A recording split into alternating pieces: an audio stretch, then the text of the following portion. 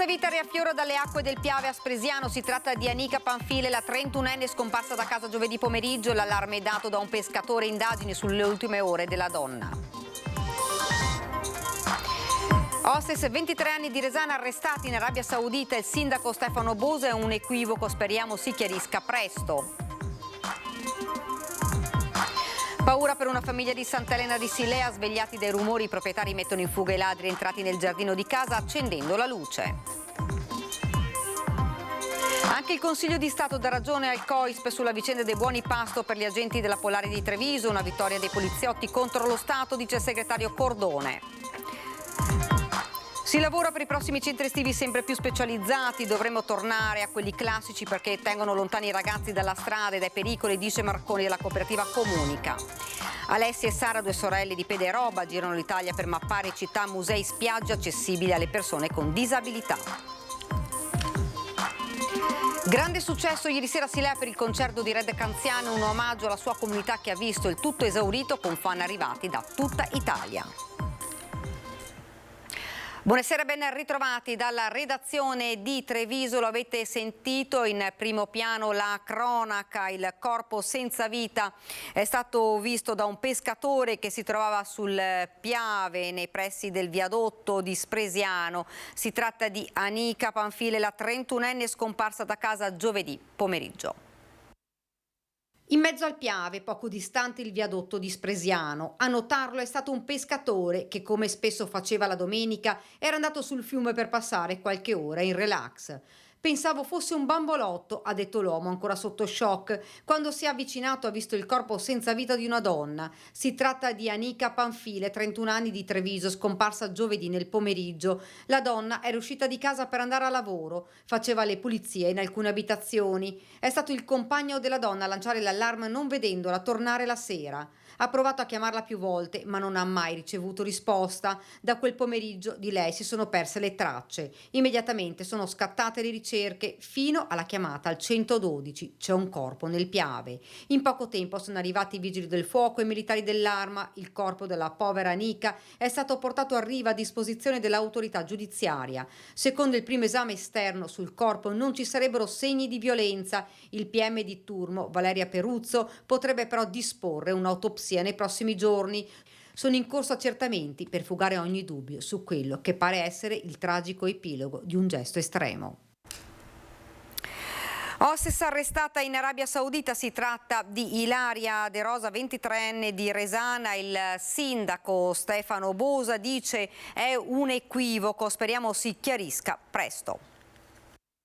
Stamattina sono stato con la famiglia della mamma, la sorella. L'impressione è che si tratti di un grosso equivoco e anche la speranza anche comunque. 23 anni, la sua passione è sempre stata quella di viaggiare e girare il mondo. Ilaria De Rosa, hostess di Resana, è stata arrestata lo scorso 5 maggio in Arabia Saudita. La famiglia non ha più avuto notizie della figlia, il cellulare irraggiungibile. Così è stata allertata la Farnesina. La notizia è piombata a Resana come un fulmine a ciel sereno. Ilaria si trova dietro le sbarre. La Farnesina, in attesa di conoscere i capi di accusa che hanno portato all'arresto, è in contatto con le autorità saudite, alle quali ha chiesto l'autorizzazione per una visita consolare in carcere, visita che potrebbe arrivare già nelle prossime ore. Intanto per la famiglia sono ore di apprensione. Tanta apprensione, sicuramente tanta apprensione, perché comunque non hanno notizie, non riescono a parlare assieme, quindi aspettano notizie e sono là in attesa. Sono paesi lontani, in cui regole diverse, culture diverse. Il consolato italiano a Jeddah è inoltre in contatto con i familiari della giovane e con le autorità saudite per cercare di arrivare ad una soluzione positiva della vicenda. È una ragazza solare, ci racconta il sindaco. La ragazza è una ragazza che, da quanto ho capito, sì, ha girato il mondo, nonostante i suoi 23 anni, è esperta di paesi anche esteri, perché comunque era 3 mesi che era là, quindi una ragazza che speriamo di avere notizie quanto prima positive, che possa tornare a casa, riabbracciare i suoi familiari, i suoi amici che sono qua in Italia. La famiglia intanto si è chiusa nel silenzio in attesa di poter riabbracciare Ilaria. Incidente questo pomeriggio poco prima delle 17 a Canizzano in via Franchetti, scontro tra una moto Ducati condotta da un 35enne di Treviso e un'auto la cui guida c'era una 68enne. Il Centauro ha riportato un forte trauma toracico, i sanitari del SUAME immediatamente intervenuti sul posto, lo hanno soccorso intubato, una volta stabilizzato lo hanno trasportato in gravissime condizioni al Cafoncello. Illesa invece la donna, la polizia locale di Treviso intervenuta per i rilievi di legge, sta ricostruendo la dinamica del sinistro, la strada è stata chiusa al traffico. Rimangono invece gravissime le condizioni della 31enne trevigiana finita contro uno dei piloni del cavalcavia della stazione dei treni di Treviso. A dare l'allarme alcuni automobilisti di passaggio, la donna portata in ospedale è stata ricoverata nel reparto di rianimazione. Purtroppo invece non ce l'ha fatta Gianfranco Pavan, 72enne di Arcade, che il 30 aprile scorso è stato investito mentre era in sella alla sua bicicletta da un camion in via degli Alpini a pochi metri dalla sua abitazione. L'uomo aveva riportato gravi lesioni ed era stato ricoverato presso l'ospedale Cafoncello di Treviso. Il suo cuore ieri ha cessato di battere. Pavan era stato responsabile per diversi anni di INAPA Confartigianato Imprese Marca Trevigiana, il patronato di Confartigianato Marca Trevigiana, di cui era stato anche coordinatore regionale. Ed ancora a cronaca, i ladri hanno tentato di entrare in casa ma i proprietari si sono svegliati mettendoli in fuga. È accaduto a Sant'Elena di Silea. È stata una serata da incubo per la famiglia che era appena andata a letto quando ha sentito dei rumori. Abbiamo sentito dei rumori, avevamo anche la lavastoviglie accesa, pensavamo fosse la lavastoviglie che faceva sto rumore. Però sentivo dei rumori forti e allora mi sono alzato e come mi sono affacciato lungo il corridoio io li ho visti fuori dalla porta che appena mi hanno visto sono scappati via. I ladri sono saliti dal balcone e utilizzando questa scala avevano già rotto la vetrata e stavano cercando di aprire la porta finestra. Probabilmente, ci racconta il proprietario, erano in 3, 2 sono saliti e uno teneva la scala ferma. Hanno dato più colpi al vetro fino quasi a romperlo. Paura immagino tanta. Certo che non te l'aspetti e sì, ho avuto un po' di paura, sono rimasto un po' là e dopo mi sono vestito, sono uscito fuori ma erano già scappati via. Immediatamente sono stati allertati i carabinieri. Sì, abbiamo chiamato subito i carabinieri, sono stati anche bravi perché sono arrivati dopo 10 minuti, hanno dato un'occhiata, sì, hanno fatto il verbale, hanno scritto, ci hanno dato qualche consiglio e niente, domani andremo dai carabinieri, vedremo come seguire la cosa. Il tentato furto è avvenuto l'altra sera intorno alle 21:45. L'allarme, quando i ladri hanno provato a forzare la finestra, non era stato ancora acceso, ma la famiglia sta pensando di potenziare il sistema d'allarme. In quel momento non era acceso, ma finché non si apre la porta lui non parte. Sì, qualcosina in più penseremo di metterla, abbiamo già sentito l'elettricista e qualcosa in più la metteremo. I bambini fortunatamente si erano addormentati e non si sono accorti di nulla. Una zona, questa ci racconta, dove ci sono stati altri raid. Qua in zona no, è successo in diverse case, però sì, ogni tanto vediamo gente che circola sospetta, macchine sospette che si fermano, che guardano.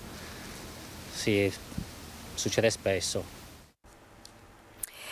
Dopo il TAR anche il Consiglio di Stato con la sua sentenza dà ragione al COISP sulla vicenda dei buoni pasto per gli agenti della Polaria di Treviso.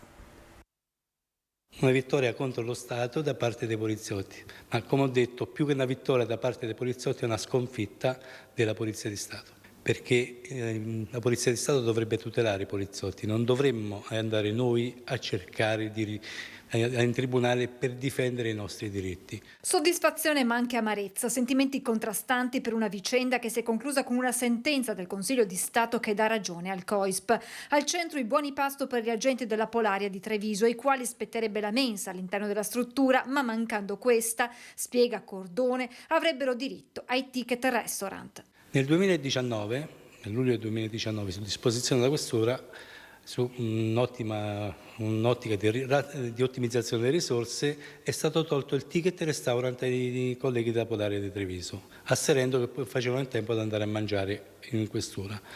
La tempistica non c'è. Quindi, togliendo il ticket, i colleghi non mangiavano. Dopo alcune lettere e segnalazioni, il COISP decide di fare un ulteriore passo. Abbiamo fatto ricorso al TAR vincendolo nel 2020. Fatto resta che dopo la vittoria al TAR c'è il Consiglio di Stato e al Consiglio di Stato abbiamo vinto anche al Consiglio di Stato abbiamo vinto. Una sentenza che crea un importante precedente. È il primo caso in Italia. Questo qua è il primo caso in Italia perché non era mai accaduto prima che toglievano dei diritti ai poliziotti e costringevano i poliziotti a muoversi a livello dei ricorsi. E non sarà nemmeno l'ultimo, perché stiamo già pensando di fare altre attività verso i tribunali, a meno che il Ministero dell'Interno si decida a fare qualcosa. Continua il lavoro della Protezione Civile del Veneto nei comuni dell'Emilia-Romagna colpiti dall'alluvione. Mobili, materassi, auto, niente è stato risparmiato dalla violenza dell'acqua e del fango. Ora che il sole ha preso il posto della pioggia degli ultimi giorni, emerge in tutta la sua drammaticità quello che l'alluvione ha lasciato dietro di sé in Emilia-Romagna. Questa mattina un'altra squadra dei Vigili del Fuoco di Treviso è partita alla volta dei comuni colpiti dalle esondazioni, mentre la Protezione Civile continua a lavorare in 6 comuni affidati dalla Regione Emiliana al Veneto. E quindi si sta cercando di garantire supporto alla popolazione, ma anche supporto ai comuni che ovviamente sono in difficoltà. In questa zona, nella zona collinare, si sono manifestate centinaia e centinaia di frane, ci sono infrastrutture viarie assolutamente impraticabili, ci sono stati problemi sulla rete acquedottistica, sulle linee elettriche, sugli acquedotti, le fognature. A Riolo Terme e negli altri comuni stanno operando 145 volontari della Protezione Civile veneta, 8 funzionari, tecnici dei consorzi di bonifica, dei servizi forestali e genio civile. L'emergenza viaggia su diversi fronti, dalle frane ad abitazioni e attività commerciali da ripulire da acqua e fango. Oltre 400 abitazioni da svuotare, un grosso stabilimento industriale che si sta cercando di asciugare, che è stato investito da un tirante d'acqua molto rilevante, e quindi l'opera continua. Io ho contattato diversi sindaci oggi, ci siamo incontrati e abbiamo garantito il massimo supporto da parte della Regione Veneto, come accade sempre. Ed ora ci spostiamo invece a Treviso, dove c'è stato un convegno sul futuro delle farmacie. Sono state in prima linea durante la pandemia, dalla vendita di mascherine e gel igienizzanti alla somministrazione di test e vaccini anti-Covid. Oggi le farmacie si interrogano sul loro futuro e sulle sfide da affrontare. Quello della farmaceutica è un tema che arriverà anche sui tavoli di Bruxelles dopo una serie di rinvii. L'Europarlamento è pronto ad affrontare la revisione della legislatura in materia, a partire da un importante problema. C'è il problema appunto della carenza di farmaci che ora è diminuita, ma ce ne sono alcuni che non sono proprio sono introvabili, per cui dobbiamo capire con la ricerca come poter sostituirli o altro. Il futuro delle farmacie è stato al centro di un convegno che ha sintetizzato le 500 pagine di un dossier nato dopo 6 mesi di lavoro, il monitoraggio di 9 tendenze socioculturali, 120 ore di osservazione etnografica sul campo da parte di un team di 12 esperti di diverse materie. Ne è scaturito un focus sui cambiamenti ai quali le farmacie dovranno far fronte, ad iniziare dalla rivoluzione tecnologica che richiederà non solo nuove apparecchiature, ma anche nuove competenze. Uscire dal bancone e trovare del tempo per innovarsi, per confrontarsi con i colleghi, ma soprattutto anche con imprenditori di altri settori, perché possono portarci degli spunti. Liberare tempo. L'imprenditore deve avere un po' più di tempo, non può stare solo dietro al banco. La nostra professione, così come molte altre, necessariamente dovrà incontrare un cambiamento, e questo cambiamento sarà a breve, e dovremo confrontarci con un mondo che cambia, con le nuove tecnologie e con la necessità di essere sempre più vicini al paziente, andando incontro ai veri bisogni e mettendoci in discussione, cambiando quelle che sono le nostre regole e le nostre sicurezze, la nostra comfort zone. I centri estivi dovrebbero essere una risposta al disagio giovanile, dando ai ragazzi un'alternativa sulla strada dove possono andare incontro a dei rischi, così il presidente della cooperativa comunica. 3 settimane ancora e poi nelle scuole del Veneto suonerà l'ultima campanella dell'anno scolastico. Sono settimane durante le quali i genitori iniziano a guardarsi intorno alla ricerca delle attività da far seguire ai propri figli durante le vacanze, mentre i centri estivi si preparano per offrire a ragazzi e famiglie proposte sempre più specializzate. Anche quest'anno, come nel 2022, si ripresenta il problema della carenza di animatori, complice la denatalità ma anche la poca propensione ad avvicinarsi a questo mondo. Una ventina quelli che mancano all'appello per la cooperativa comunica, che ha deciso di ridurre di un 10-15% il numero dei centri per questa estate. Quest'anno abbiamo fatto una scelta di ridurre un po' il numero di centri estivi rispetto al solito, proprio per poter fare una selezione di qualità degli animatori. Quindi a priori abbiamo scritto anche ad alcuni comuni in cui le gare magari erano anche molto basse come importi, che preferivamo rinunciare. Denatalità che influisce anche su una riduzione delle iscrizioni iniziata nel 2019. Non abbiamo più, come qualche anno fa, i centri estivi da anche 100 bambini, ma adesso un centro estivo va dai 20 ai 60 al massimo, a 60 è già quelli veramente che ne hanno tanti. C'è però quest'anno un aspetto positivo legato alle rette. Siamo riusciti a tenerle abbastanza allineate e in alcuni casi siamo riusciti anche a abbassarle perché non ci sono più i costi Covid. Rispetto al passato, il mondo dei centri estivi va sempre più verso una frammentazione della proposta, con offerte che vanno da quella naturalistica alla linguistica e sportiva, e questo comporta una progressiva scomparsa del centro estivo classico. Ci dispiace un po' perché in realtà il centro estivo classico aveva il vantaggio di far stare tutti quanti assieme e veniva utilizzato un po' da tutti, perché in questa maniera qua sei legato sempre a un interesse che può essere quello sportivo, naturalistico, del teatro, della lingua, eccetera. Alla fine si creano dei gruppi e quando si creano dei gruppi qualcuno rimane fuori. E quelli che rimangono fuori insomma, stanno in giro per strada durante l'estate, con il rischio che poi si colleghino a tutte le problematiche che vediamo. Comunica sta lavorando con le realtà dei territori come associazioni o società sportive per progetti pilota che vadano proprio nella direzione di creare occasioni di inclusione per i più giovani. Sono una importante leva educativa. Quello che noi negli anni abbiamo cercato di spiegare è che l'educazione informale, come i centri estivi, è parallela a quella della scuola. E quindi serve moltissimo perché si sviluppano delle altre dinamiche e hai degli altri strumenti con cui puoi intervenire per risolvere alcune situazioni. Ci spostiamo ora a Trevignano. Aprirà il 22 maggio il nuovo ecocentro, una struttura all'avanguardia per lo smaltimento anche dei rifiuti pericolosi. Sono miniere urbane, i nostri rifiuti hanno un sacco di materiale che può ancora essere riutilizzato se conferito correttamente e poi industrialmente trasformato, e l'ecocentro è un tassello fondamentale per arrivare a questo importante risultato. La raccolta dei rifiuti è essenziale, il nostro territorio è leader europeo su questo settore, intendiamo mantenere questa leadership con degli strumenti che aiutino i cittadini a conferire correttamente i rifiuti. Un nuovo ecocentro di quasi 6.000 metri quadri che offre ai cittadini un sistema agevole di viabilità esterna e interna e una grande capacità volumetrica per accogliere le varie tipologie di rifiuti.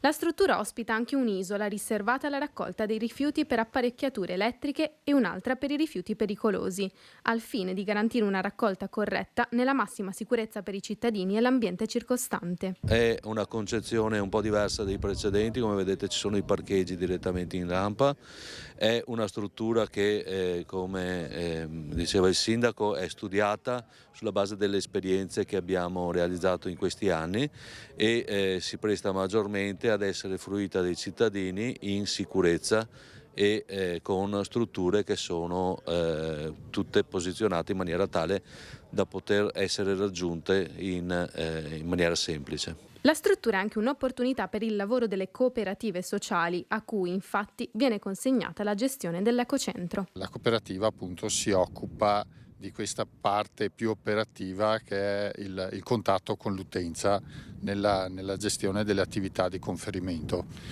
Lo fa con l'impiego di soggetti svantaggiati, quindi è un po' un circuito virtuoso che si è creato nel tempo con i comuni del Consiglio del Bacino che portano delle problematiche, delle situazioni problematiche in queste persone e quindi attraverso questo lavoro riusciamo a dare una risposta proprio a queste situazioni.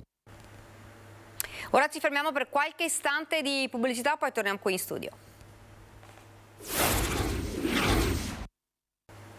Siamo tornati nuovamente in studio. A Fratta di Tarso al via i progetti finanziati dal PNRR per il rilancio dei borghi. Tra le splendide colline patrimonio UNESCO, tra paesaggi incantevoli, ha preso il via uno dei 20 progetti finanziati dal bando Borghi con i fondi del PNRR. Cortili dell'Arte 3.0, attività culturale del progetto Cortili Frattali, presentato dal comune di Tarzo. Ospite lo street artist internazionale Luca Barcellona, impegnato tra arte, storia e tradizione a scrivere e a rendere graficamente alcuni proverbi storici dialettali. Non mi capita innanzitutto di scrivere in contesti di questo tipo, che sono bellissimi ma sono molto lontani dalla mia realtà, che è Milano centro, per cui figurati, e in dialetto poi, però niente di più ficcante, di più giusto, di più armonico in un posto del genere. L'obiettivo del progetto è quello di riqualificare il borgo di Fratta, che si affaccia sugli unici laghi delle colline UNESCO, attraverso cultura, arte, dando nuova vita a cortili e borghi. Tra gli 11 interventi previsti da Cortili Frattali, finanziato con quasi 1,6 milioni di euro del PNRR, c'è poi un intervento in ambito sociale.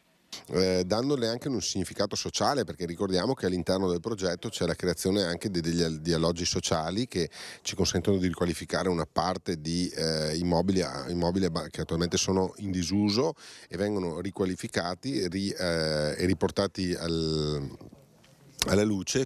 Fratta è pronta a rimettersi a nuovo anche per accogliere sempre più turisti. In pochi anni, infatti, il numero delle presenze è salito da 4.000 all'anno alle quasi 20.000 del 2019.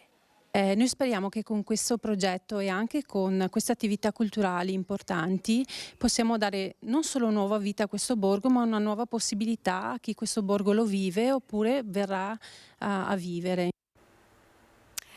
Grande successo ieri sera a Silea per il concerto di Red Canzian, un omaggio alla sua comunità che ha visto il tutto esaurito con fan arrivati da tutta Italia. Emozionante il duetto virtuale col compagno Nei Pue amico Stefano Dorazio.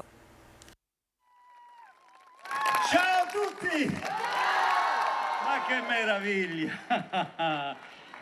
Voi non avete idea quanto ho aspettato sto concerto io. È iniziato così l'abbraccio di Red Canzian ai 3500 di Silea, un concerto che l'artista ha voluto regalare alla sua comunità e ai tanti appassionati dei Pooh, che sono arrivati un po' da tutta Italia dopo aver esaurito in poche ore le prenotazioni via web, come ricordato da sindaco un'emozionatissima Rossella Cendron, prima che la musica prendesse il sopravvento. Davvero sono orgogliosa di essere qui stasera a darvi il benvenuto a questo concerto di Red Canzian qui a Silea presso gli impianti sportivi di Cendon. Siete venuti anche dalla Sicilia, dalla Puglia, ma per chi è venuto dall'Emilia Romagna alzi la mano, fatevi un bel applauso!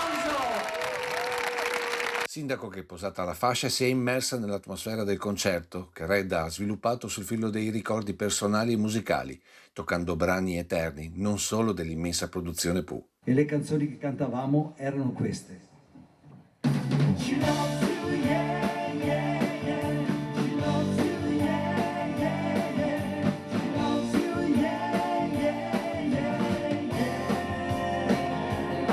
Un concerto di famiglia per Red, con accanto la splendida voce della figlia Chiara.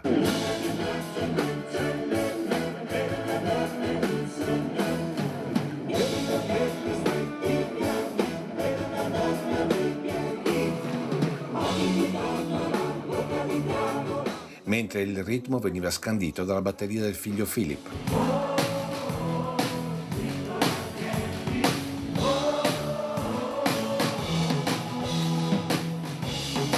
Ma le emozioni più forti sono arrivate quando Red ha raccontato della sua storia d'amore con la moglie Bea, tradotta in musica dall'amico, oltre che collega, Stefano Dorazio. Cercando di te ho consumato la mia vita, tra storie in salita e provvisorie verità. Il tempo è pieno di sorprese, qualche volta ci assomiglia. Si sogna e si sbaglia e ci si spegne sempre un po'. Infine il duetto virtuale con Stefano, che è rigato di lacrime e tanti volti presenti, a dimostrazione che gli artisti, grazie alla loro musica, se c'è un posto nel nostro cuore, non ci lasciano mai. Ma se c'è un posto nel tuo cuore, non farò rumore, tienilo per me.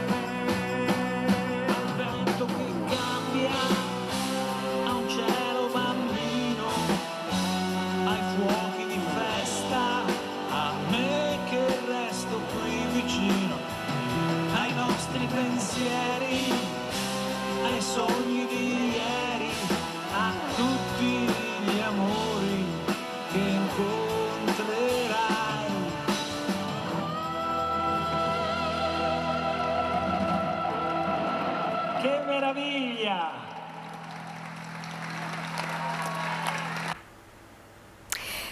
Un blog per segnalare città e musei accessibili alle persone con disabilità è quello che stanno facendo 2 sorelle di Pederoba, Sara e Alessia, ospiti oggi della nostra prima edizione.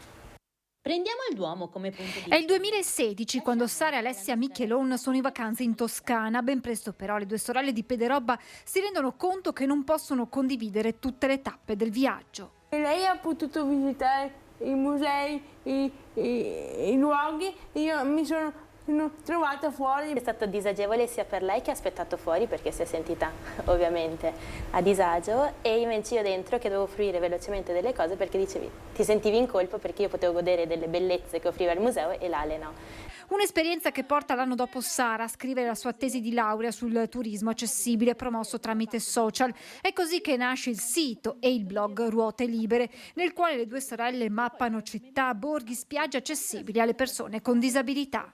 Quando noi ci muoviamo la cosa più difficile è trovare le informazioni che ci permettano di capire se noi possiamo accedere oppure no in un determinato luogo, e quindi tante volte ci capitava di prendere la macchina e arrivare nel posto e non poterci entrare, e quindi si tornava indietro. E invece quello che stiamo facendo noi è andare, tra virgolette, in fase di test noi, a vedere se questi luoghi siano meno fruibili, mapparli, quindi abbiamo il nostro portale e il blog dove appunto andiamo a segnalare tutte queste informazioni.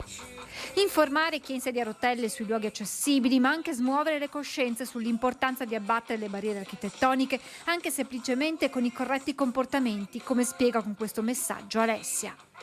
Ogni tanto chi parcheggia nel marciapiede o la macchina o monopattino o il bidone di ammonizi devono mettersi come si dice, nei tuoi panni.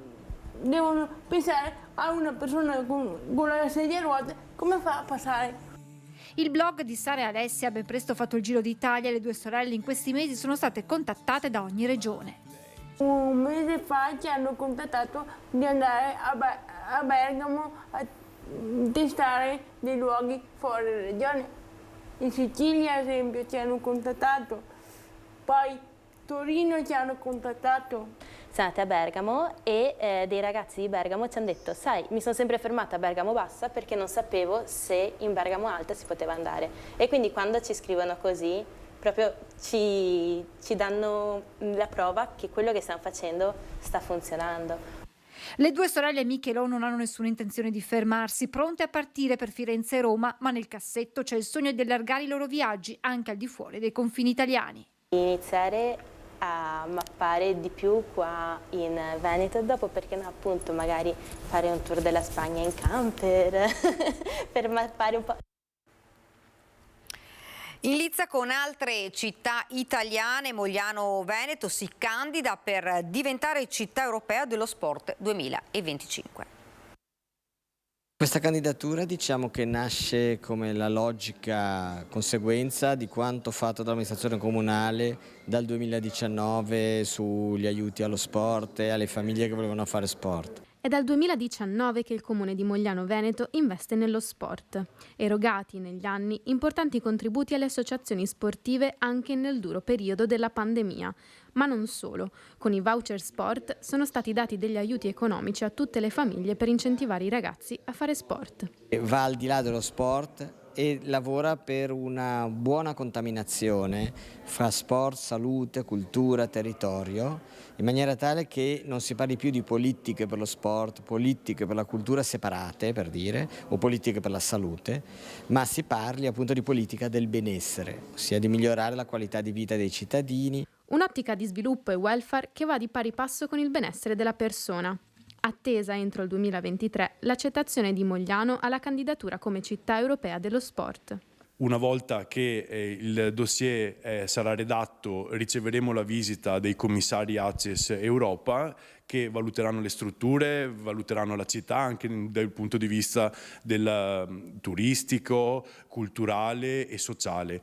Una volta accolti insomma i commissari ACES ci sarà la giornata importante che ci sancirà o meno Città Europea dello Sport. Una candidatura che potrebbe aprire altre strade per lo sport in Veneto. Questa candidatura va a integrare un ulteriore tassello per quello che è la candidatura della Regione Veneto nel 2024 come Regione Europea dello Sport, e sappiamo tutti che il Veneto è una fucina di campioni, di infrastrutture, poi è al massimo dell'altezza.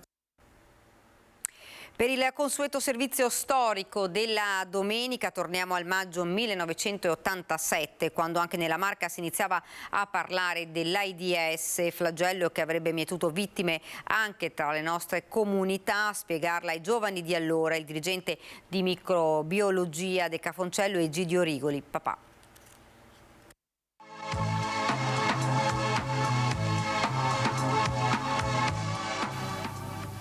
Alcuni l'hanno definita la peste del 2000, altri il castigo di Dio. Certo, il mistero che circonda la sua nascita e la sua stessa capacità di mutare la propria natura lasciano campo libero a qualsiasi fantasia. AIDS, un problema di cui si parla ormai quotidianamente. E se ne è parlato anche questa mattina all'Istituto Stefanini di Treviso, dove il professore Egidio Rigoli, primario del reparto di microbiologia all'ospedale civile, ha tenuto una conferenza. All'incontro hanno partecipato 12 classi, quarte e quinte, dell'Istituto Tecnico per Geometri Palladio. Quello dell'AIDS, ci ha detto il preside del Palladio, è un problema che non coinvolge solo le cosiddette categorie a rischio, ma che riguarda tutti. Perciò ho ritenuto doveroso informare gli alunni della mia scuola sui metodi di prevenzione. D'altra parte questo non dovrebbe essere un fatto eccezionale, visto che una circolare del Ministero della Pubblica Istruzione prevede per ogni scuola un programma di informazione sull'AIDS. Il professor Rigoli ha poi parlato dei rischi che il fenomeno può presentare a livello sociale. Il fatto di aver diviso la popolazione in categorie a rischio, ma in primo luogo l'educazione stessa, hanno creato nuovi ghetti. Sono molti infatti quelli che vivono il problema nella massima indifferenza, perché non appartengono a nessuna delle categorie a rischio, o addirittura reagiscono in modo contrario, col panico o col razzismo.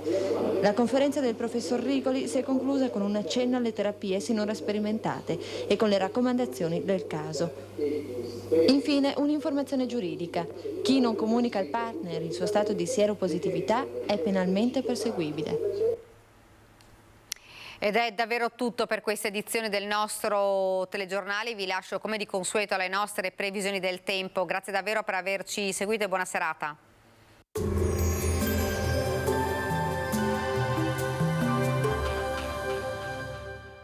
Entra nel mondo Lolato. Da oltre 40 anni un team di professionisti per migliorare la qualità della tua vita. Centro del piede con servizi di podologia. Laboratorio per la produzione di plantari e calzature su misura. Bentrovati al meteo. L'anticiclone avanza sul nostro territorio, dove la tendenza per l'inizio della settimana evidenzia un contesto buono. Vediamo insieme i dettagli. Sul Veneto la grafica di lunedì 22 maggio ci mostra una situazione stabile, con tanto sole e solo qualche locale addensamento, precipitazioni generalmente assenti.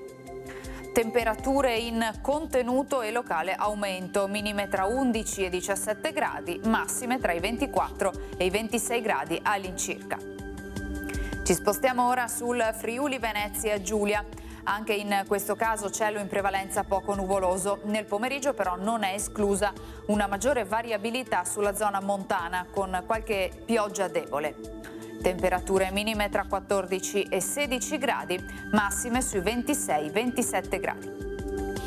Infine diamo uno sguardo alla situazione del Trentino Alto Adige, dove prevarrà il sole, anche in questo caso, possibili veloci temporali nelle ore pomeridiane.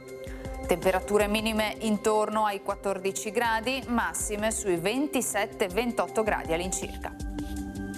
Dal meteo per ora è tutto, vi do appuntamento al prossimo aggiornamento.